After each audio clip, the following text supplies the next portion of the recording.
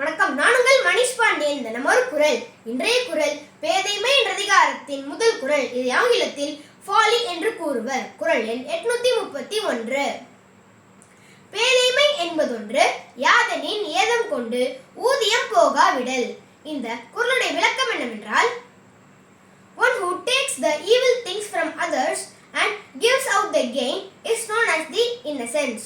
அதாவது அறியாமை என்பது என்னவென்றால், ஒருவர் மற்றவர்கள் தரும் தீமைகளை ஏற்றுக்கொண்டு லாபத்தை தருவதாகும். இந்த குறளுடைய இந்தி விளக்கம் என்னவென்றால், नहीं पढ़ा का मतलब क्या होता है कि एक मनुष्य अच्छा नहीं बातों को लेकर और अच्छा बातों को दिया गया है. இதைதான் வள்ளுவர் கூறியுள்ளார். பேதைமை என்பதொன்று யாதெனின் ஏதம் கொண்டு ஊதியம் போகா விடல். நன்றி. மீண்டும் நாளை சந்திப்போம்.